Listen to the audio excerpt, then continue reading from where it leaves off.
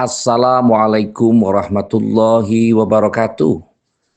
Bismillahirrahmanirrahim. Pada saat ini pengawasan terhadap pembelajaran perlu dilakukan oleh semua pihak. Tidak hanya sekedar pemangku kebijakan atau pengemban kebijakan yang harus mengelolanya, tapi setidaknya kita sebagai orang tua juga harus koordinasi dengan beberapa pihak. Kalau dulu ada namanya pusat pendidikan, ada pendidikan di rumah, pendidikan formal, dan pendidikan non formal. Tentu sekarang ada namanya pendidikan medsos, pendidikan media sosial. Sekarang ini mungkin harus kita akui bahwa kebebasan dalam bermedia tanpa ada pembatasan-pembatasan dengan dalih hak asasi manusia, kebebasan berpendapat, mengeluarkan pikiran secara lisan dan tulisan, itu sehingga menghindarkan dari namanya adab, sopan santun, tata krama, itu jauh dari kata baik. Kalau kita perhatikan sama-sama bahwa informasi yang sekarang ini terjadi di sebuah kapasitas atau sebuah wilayah tertentu, itu akan bisa diakses dalam waktu yang sangat cepat. Sesuatu yang terjadi di Amerika misalnya, di Iran, di Gaza, di Israel, itu akan cepat sekali terakses. Bisa diketahui oleh kita. Sebagaimana isu-isu sentral yang terjadi di kalangan-kalangan elit, itu akan mudah terendus, akan mudah terbaca, teridentifikasi oleh masyarakat yang alit. Proses ini sesungguhnya menjadi hal PR kita bersama, pekerjaan rame-rame kita. Sebagai orang tua mampu kontrol, mampu memberikan tanggung jawab dan kebebasan kepada anak-anak. Kalau guru ya kepada peserta didik, kepada anak didik, untuk bisa mengkoordinasi sesuatu dengan cara-cara yang baik.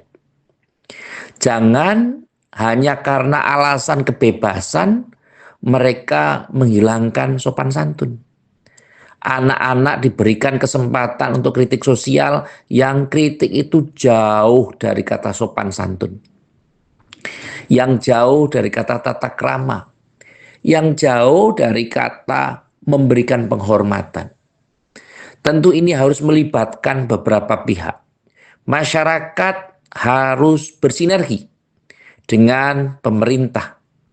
Lembaga pendidikan juga harus bersinergi dengan masyarakat. Sekolah harus juga bersinergi dengan pemerintah, dengan wali siswa, dengan stakeholder yang lain, supaya menumbuhkan keharmonisan dalam berkomunikasi. Adanya identifikasi untuk mengenali apa yang diakses, itu akan memberikan rasa aman, rasa nyaman terhadap orang-orang yang ada di sekitar kita. Ironis kiranya sekarang ini anak-anak kadang-kadang Pancasila saja tidak hafal. Orang membaca preambul pembukaan Undang-Undang Dasar 1945 saja tidak hafal. Kalau kita mengenal orang-orang yang mungkin generasi baby boomers, generasi X, itu mungkin mereka sudah mengerti dan bisa hafal tentang bagaimana preambul, bagaimana teks proklamasi, bagaimana butir-butir Pancasila, bagaimana batang tubuh Undang-Undang Dasar 1945. Tapi bagaimana dengan generasi Z yang sekarang ini? Mungkin akan sangat menyedihkan. Mereka banyak terdoktrin dengan sesuatu yang mereka sendiri tidak ketahui bagaimana asal-muasalnya. Mungkin bahasanya kalau usul ya tidak asal, kalau asal ya jangan usul. Proses ini juga menumbuhkan bagaimana orang tua harus mempunyai mentalitas kreatif. Tidak hanya sekedar inovasi atau inovatif, tapi orang tua juga harus memberikan kapasitas yang memadai untuk anak-anaknya. Kadang mereka yang hidup di pedesaan, dianggap kurang paham terhadap asumsi-asumsi, terhadap hal-hal yang bersifat konsumtivisme. Mereka hanya tahu tentang A, B, atau C, kebutuhan primer, sekunder, tersier.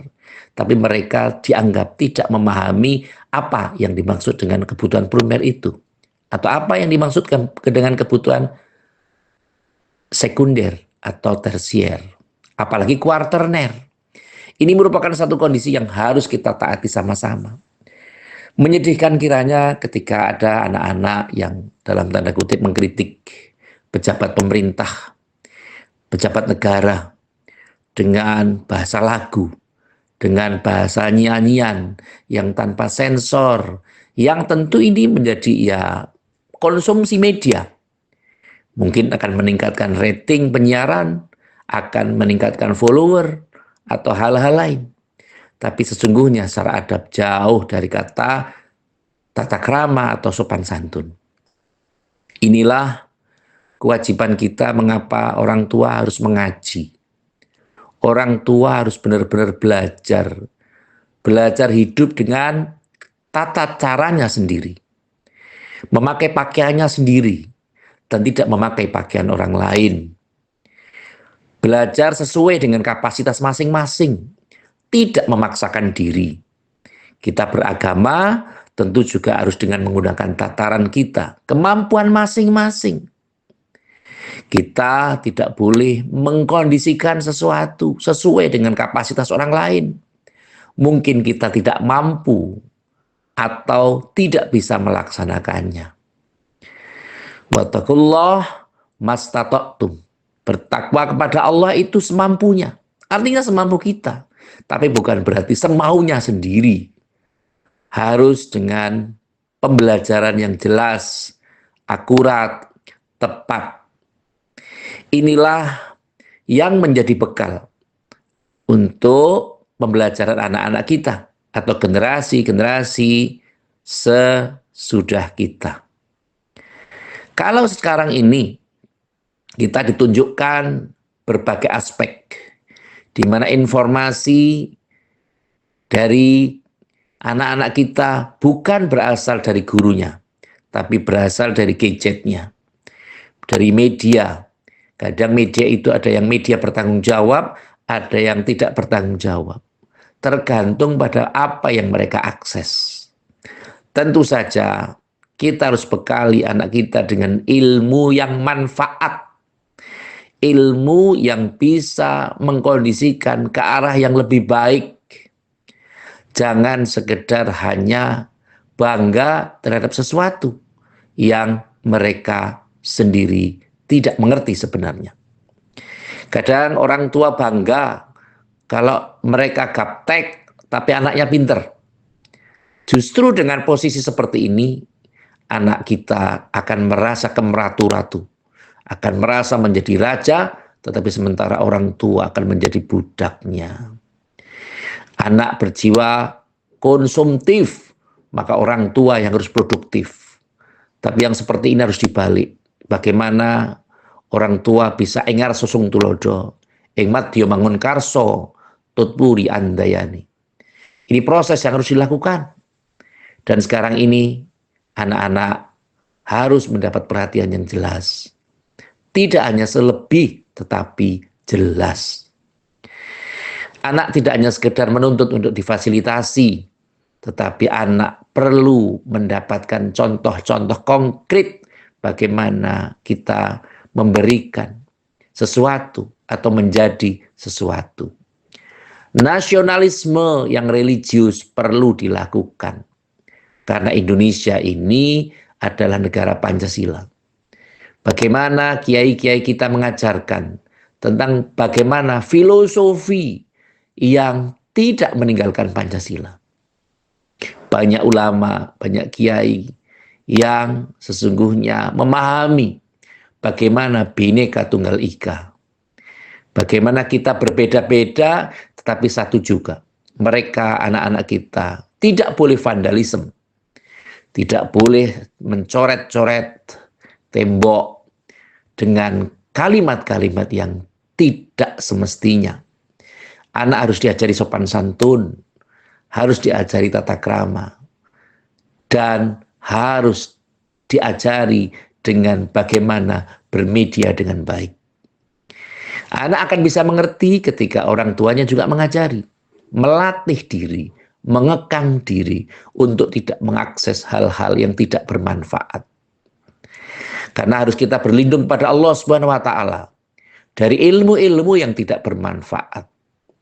Kalau saat ini kita tidak rajin bermedia, mungkin kita gaptek, maka tempuh jalur langit. Kita nyuwun pada Allah untuk kita mengarahkan, kita memperhatikan diri kita, supaya aspek-aspek negatif itu dihindarkan pada anak cucu kita. Sering kita berdoa kepada Allah Subhanahu wa taala, tapi resapi doa itu. Kita harus berupaya. Kalau kita merasakan bahwa doa yang kita panjatkan pada hari ini adalah doa yang terakhir, karena belum tentu esok pagi atau sore nanti atau bahkan 1 jam setelah ini kita bisa berdoa lagi. Tapi yang paling penting adalah berikan kebahagiaan kepada keluarga kita, pada saudara-saudara kita. Yakinkan mereka bahwa mereka punya iman, mereka punya Islam, mereka punya agama, mereka punya Allah Subhanahu wa taala, mereka punya Kanjeng Nabi Agung Muhammad sallallahu alaihi wasallam. Tidak hanya sekedar dijadikan sebagai sarana berteori, tetapi jadikan ini sebagai praktek dalam melaksanakan kehidupan sehari-hari. Jadikan anak kita menjadi anak-anak yang arif dan bijak, yang mengerti tentang bagaimana cara bersopan santun, cara bertata krama, apalagi tata krama dalam bermedia. Jangan biarkan anak kita memposting hal-hal yang tidak tepat. Mungkin postingan itu akan menyinggung orang lain, menyinggung teman, menyinggung saudara, apalagi menyinggung hal-hal yang berkaitan dengan kenegaraan. Jangan biarkan anak kita menjadi provokator hal-hal yang negatif. Tapi berikan kita, buktikan bahwa kita adalah orang tua yang berusaha menjadi orang tua yang baik, menjadi orang tua yang berusaha untuk bijak, menjadi orang tua yang berupaya untuk menyelesaikan sesuatu dengan hikmah. Karena sekarang ini mau'idhah hasanah itu menjadi ma'idu hasanah. Orang bisa maidu, orang bisa tidak percaya melaksanakan sesuatu karena apa? Karena orang Jawa mengatakan gedang awuh pakel, bicara mudah, ngomong gampang, ngelakoni angel, melaksanakannya mudah. Dan itu tidak hanya sekedar kita, tapi orang lain pun demikian. Tapi yang paling penting jangan putus asa dengan rahmatnya Allah Subhanahu wa taala. Kita mempunyai harta, yaitu anak dan keluarga. Harta itu bisa menjadi sesuatu yang membahagiakan, tapi juga bisa menjadi fitnah. Maka jangan biarkan anak kita, keluarga kita, atau bahkan kita sendiri menjadi ahli fitnah wal jamaah. Tapi tunjukkan kita mempunyai ideologi tersendiri. Kita mempunyai ideologi ahlu sunnah wal jamaah, nyuntuh pada Kanjeng Nabi Agung Muhammad sallallahu alaihi wasallam sesuai dengan kadar kemampuan kita. Tentu yang telah dicontohkan oleh guru-guru kita, kiai-kiai kita, para masyayikh kita. Tentu saja ini menjadi perhatian kita dan semoga yang sedikit ini menjadi perhatian bahwa tata krama bermedia perlu dilakukan agar anak kita tidak hanya sekedar teracuni oleh media yang tidak bertanggung jawab, tapi bisa memanfaatkan media secara arif dan bijak untuk bisa mengembangkan ilmu pengetahuan dan mendapatkan kebahagiaan dalam beragama di dunia dan akhirat. Amin. Allahumma amin. Terima kasih kepada semua pihak yang telah memberikan subscribe, like, komen, dan share terhadap channel ini. Semoga apapun yang penjenengan bantukan untuk kami akan mendapatkan balasan dari Allah Subhanahu wa taala. Sekali lagi, terima kasih atas segala perhatian dan mohon maaf atas segala kekurangan. Saya akhiri, wallahul muwaffiq ila aqwamit thoriq.